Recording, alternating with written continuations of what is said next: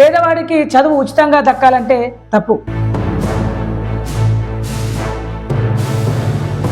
దున్నేవాడికి భూమి దక్కాలంటే తప్పు. ప్రభుత్వ వైద్యశాలల్లో మంచి వైద్యం అందించాలని అడగడం తప్పు. చదువుకున్నోడికి అర్హత ఉన్నోడికి ఉద్యోగాలు ఇవ్వాలనడం తప్పు. ఈ అవినీతి అరికట్టాలనడం తప్పు. పరీక్ష రాసే పిల్లలు కష్టపడి చదువుకొని పరీక్ష రాసే పేపర్లు లీక్ చేయొద్దంటే తప్పు. ఇవన్నీ అడిగిన వాళ్ళందరూ ఎవరంటే దిమాగ్ నక్సల్స్. ఎస్, మనం దాని గురించే ఇలా మాట్లాడుతున్నాం.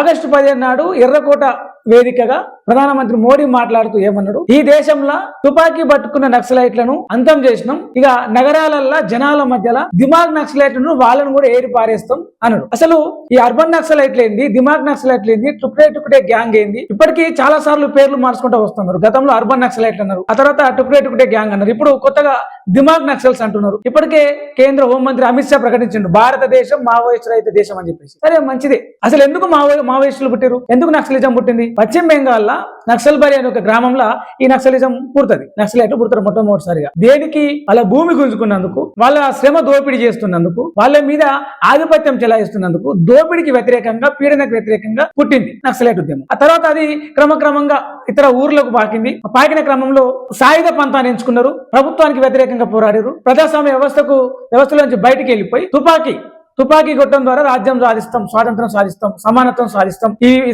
సమాజంలో ఈ దేశంలో అందరూ ఒకేలా సమానంగా ఉండేలాగా తుపాకీ కొట్టడం ద్వారా సాధిస్తామని చెప్పేసి ప్రభుత్వానికి వ్యతిరేకంగా, చట్టానికి వ్యతిరేకంగా వాళ్ళు సాయుధ పోరాట మార్గాన్ని ఎంచుకున్నారు. ప్రభుత్వం, రాజ్యం, అధికారం, పోలీస్ వ్యవస్థ, బలగాల వ్యవస్థ దాన్ని వ్యతిరేకించింది, ఎప్పటికప్పుడు అణిచిపెట్టడానికి ప్రయత్నం చేసింది. ఇప్పుడు బీజేపీ హయాంలో మావోయిస్టులు లేని భారతదేశం సాధించామని చెప్పి ప్రకటన చేశారు. అయిపోయింది. బీజేపీకి యాంటీగా ఉండే, లేదంటే ఈ రాజ్యాంగానికి, ఈ ప్రజాస్వామ్య వ్యవస్థకు యాంటీగా ఉండే మావోయిస్టులను అంతం చేసిరు. అయిపోయింది. అసలు మావోయిస్టులు ఎందుకు పుట్టిరు? మావోయిస్టులు కానీ నక్సలైట్లు కానీ ఎందుకు పుట్టిరు? పేదలను దోచుకోవద్దు, దున్నే వాళ్ళందరికీ భూమి ఇవ్వాలి, చదువుకోవాలనుకున్న వానికి చదువు అందుబాటులో ఉండాలి, వైద్యం అనేది ప్రతి ఒక్కరికి అవసరం, అది కొనుక్కునేలా ఉండదు, ప్రభుత్వాలు అందించాలి, నిరుద్యోగం ఉండొద్దు, పేదరికం ఉండొద్దు, ఇవన్నీ లేకుండా బతికేందుకు రాజ్యాంగం హక్కు కల్పించింది. హక్కును సమానంగా అందరికీ ఉండేలా చూడండి, హక్కులు అమలు పరచండి అని అడిగినందుకు అణిచివేత మొదలైతే అణిచివేతను తిరిగి ఎదుర్కొనేందుకు తిరుగుబాటు మొదలైంది. ఆ తిరుగుబాటు పేరే నక్సల్బరి అనే గ్రామంలో పుట్టినందుకు నక్సలిజం అయింది. సో ఇప్పుడు మోడీ గారు అన్నమాట ఏంటంటే దిమాగ్ నక్సల్స్ ని అంతం చేయాలి, తుపాకులు పట్టుకొని అడవులలో అంతం చేసినాం, ఇక నగరాలల్లో, సమాజంలో, జనాల మధ్యలో పెన్నులు పట్టుకొని, ల్యాప్టాప్లు పట్టుకొని, కంప్యూటర్లు పట్టుకొని, పుస్తకాలు పట్టుకొని, భుజానికి సంచి వేసుకొని, కళ్ళకు అద్దాలు పెట్టుకొని రకరకాల రూపాల్లో దిమాగ్ నక్సల్స్ తిరుగుతున్నారు, వాళ్ళని ఏరివేయాలిగా అని చెప్పేసి అన్నారు. అంటే దిమాగ్ నక్సల్స్ అంటే ఎవరంటే, ఫర్ ఎగ్జాంపుల్ ఆదివాసీలకు అన్యాయం జరిగింది అనుకోండి, మీకు అన్యాయం జరుగుతుంది, మీరు ప్రశ్నించాలి, ఇది మీ హక్కు అని వాళ్ళకు గుర్తు చేసిన వాళ్ళు దిమాగ్ నక్సల్స్. ఒక పేపర్ లీక్, ఒక 50 లక్షల మంది, ఒక 20 లక్షల మంది, 1 కోటి మంది విద్యార్థులు పరీక్ష రాసిన పేపర్ లీక్ అయితే మీరు పేపర్ ఎట్లా లీక్ చేస్తారో అది తప్పు కదా, దానికి బాధ్యులైన వాళ్ళ మీద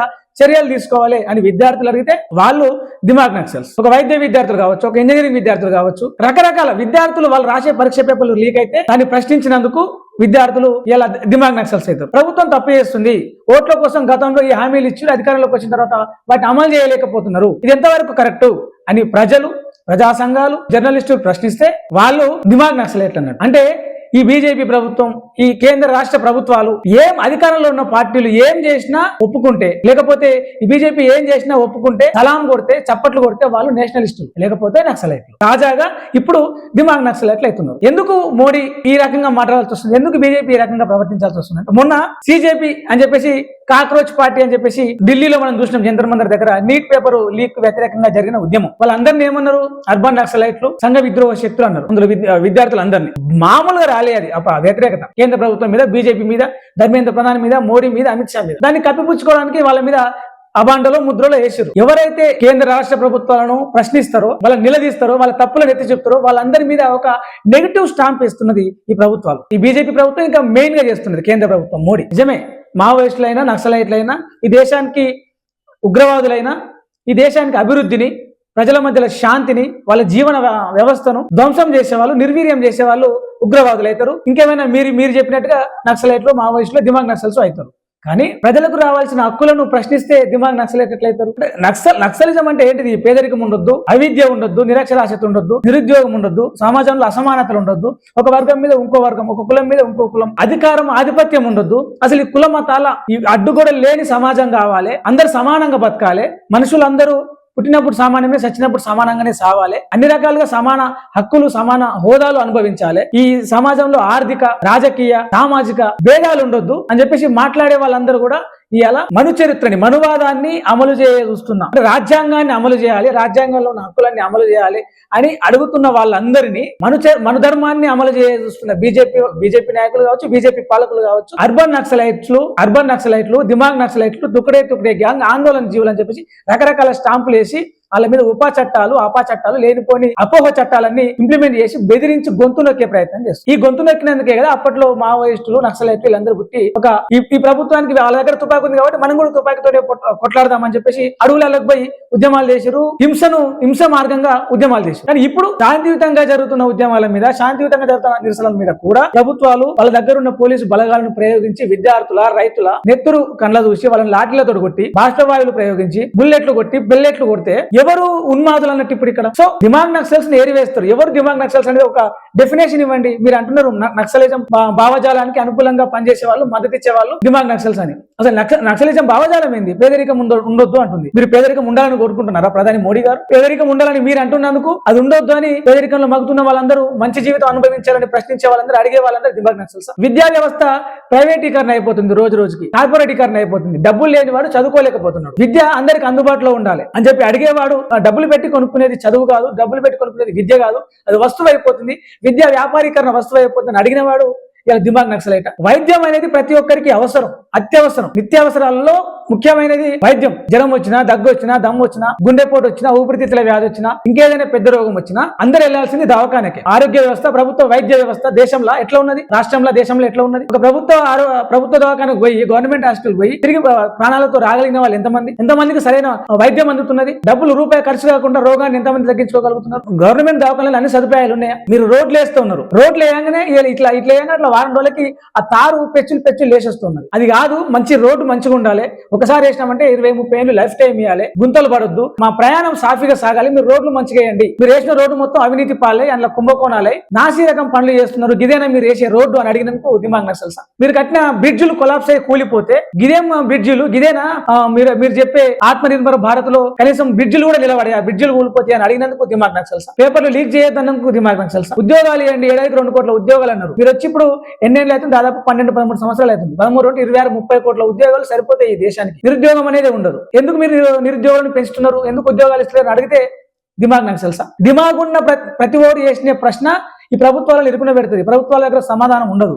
అందుకే దిమాగ్ నక్సల్స్, అర్బన్ నక్సల్స్ అని చెప్పేసి పేర్లు పెట్టి ప్రభుత్వాన్ని ప్రశ్నిస్తే ఒక నెగిటివ్ స్టాంప్ వేసి ప్రజలకు వీళ్ళ పట్ల భయం కలిగించేలాగా ఇలా వాళ్ళను అరెస్టులు చేసుడు, కేసులు పెట్టుడు, వాళ్ళ ఇళ్ల చుట్టూ పోలీసులు అంది. ఇప్పుడు ఇది కరెక్టా? ఇది ప్రజాస్వామ్య వ్యవస్థన? ఇప్పుడు ప్రతిపక్షాలన్నీ కూడా దిమాగ్ నక్సల్స్, మోడీ మాట్లాడిన దిమాగ్ నక్సల్స్ అనే ఈ కామెంట్ మీద అగ్గాయి మండుతున్నాయి. ఎందుకంటే ఈ రాజ్యాంగంలో దిమాగ్ నక్సల్స్, నక్సలిజం, మావోయిస్టు, నక్సలైట్లు అనేదాన్ని ఒక నిషేధిత జాబితాలో ఉన్నది. సో వీళ్ళని ఎవరైతే ప్రశ్నిస్తారో వాళ్ళందరినీ నిషేధిత జాబితాలోకి చేరుస్తున్నది ఈ కేంద్ర ప్రభుత్వం. ప్రశ్నించిన వాళ్ళందరినీ, బీజేపీ ప్రభుత్వ లొసుగులను వాటిని బయట పెట్టిన వాళ్ళందరినీ ఇందులోకి నెట్టేస్తున్నది. ఈ నిషేధిత జాబితాలోకి నెట్టేసి ఆందోళన జీవులు, టుకుడే గ్యాంగులు, అర్బన్ నక్సల్స్, దిమాగ్ నక్సల్స్ అని ముద్రలేసి వాళ్ళని సమాజంలో ఒక నెగిటివ్ గా దాన్ని ఏమంటారు క్రియేట్ చేసి వాళ్ళ పట్ల ప్రజలకు ఒక భయం కలిగేలాగా, ప్రజలు వాళ్ళ దగ్గరికి పోకుండా అదే పేదరికంలో మగ్గేలాగా, అదే అన్యాయానికి ఓర్చుకొని భరించుకొని నశించిపోయేలాగా వాళ్ళని మైండ్ సెట్లను మారుస్తున్నది.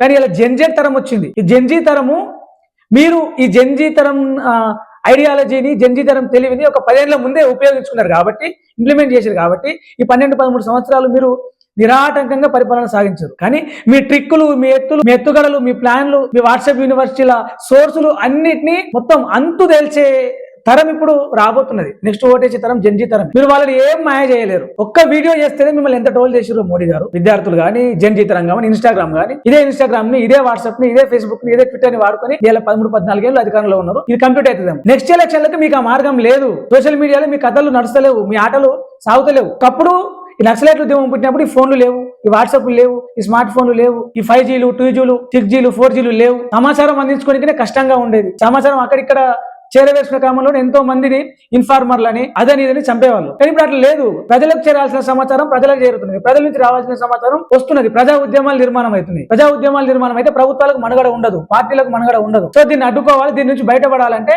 ఈ ప్రజా ఉద్యమాలను నిర్మించే వాళ్ళని, ఈ ప్రభుత్వ వైఫల్యాలను బయట పెట్టే వాళ్ళని, హక్కులను గుర్తు చేసి వాటిని అమలు చేయాలని చెప్పే వాళ్ళని ఏం చేయాలి? అర్బన్ నక్సల్స్, దిమాగ్ నక్సల్స్, ఆందోళన జీవులు, తుకడే గ్యాంగ్లు అని చెప్పేసి ముద్రేయాలి. ముద్రేస్తే ప్రజలు, బాధితులు భయపడి వీళ్ళ దగ్గరికి రారు. అప్పుడు ప్రజా ఉద్యమాలు నిర్మాణం కావు. అప్పుడు ప్రభుత్వాలకు, ఈ పార్టీలకు ఎలాంటి ప్రమాదం ఉండదు. నిరాటంకంగా అధికారంలోకి మళ్ళీ రావచ్చు. దోపిడీని మళ్ళీ కొనసాగించవచ్చు. కోట్లు సంపాదించుకోవచ్చు. కాబట్టి ఈ ప్రశ్నించే వాళ్ళను, ఈ ఆలోచించే వాళ్ళను, దిమాగ్కి, బుద్ధికి పని చెప్పి దేశాన్ని మార్చుకుందాం అనే వాళ్ళను దిమాగ్ నక్సల్స్, అర్బన్ నక్సల్స్, ఆందోళన జీవులు, టుకుడే గ్యాంగులు అని చెప్పేసి అంటున్నారు. ఎందుకంటే వీళ్ళే రేపు ఈ బీజేపీని, ఈ ప్రభుత్వాలను, ఈ దోపిడీ వ్యవస్థను తుకుడే కింద చేసి రూపు మాపేసి రూపురేఖలు లేకుండా చేస్తాయి కాబట్టి భయపడుతున్నారు. సో దిమాగ్ నక్సల్స్ అన్నంత మాత్రాన భయపడాల్సిందో, ఆందోళన చెందాల్సిందో ఏమీ లేదు. నక్సలైట్లు అంటే సరే, నా మద్దతు నక్సలైట్లకు కాదు, మావోయిస్టులకు కాదు, వాళ్ళ భావజాలానికి కాదు. కానీ పేదరికం ఉండొద్దు, దారిద్ర్యం ఉండొద్దు, ఆకలి చావులు ఉండొద్దు, అసమానత ఉండొద్దు, నిరుద్యోగం ఉండొద్దు, చదువులో, వైద్యంలో, వైద్యంలో తేడాలు ఉండొద్దు, అందరికీ సమానంగా ఉండాలనే ఆ ఆశయాలు, ఆ రాజ్యాంగం కల్పించిన హక్కులు, వాటికి నా మద్దతు. అందులో దిమాగ్ నక్సల్స్ అంటే అట్లా ఆలోచించిన వాడు, రాజ్యాంగం అమలు చేయాలి అనేవాడు, రాజ్యాంగంలో ఉన్న హక్కులన్నీ ప్రజలకు అందరికీ సమానంగా అనుభవించే పరిస్థితి ఉండాలని అడిగేవాడు నక్సల్ అయితే, అట్లా ఆలోచించేవాడు దిమాగ్ ఉన్నోడైతే ఎస్ నేను దిమాగ్ నక్సల్స్. Right, thank you. మరో వీడియోలో మళ్ళీ కలుద్దాం. ఈ వీడియో మీద మీ కామెంట్ చెప్పండి, మీ అభిప్రాయం చెప్పండి. మరింత మందికి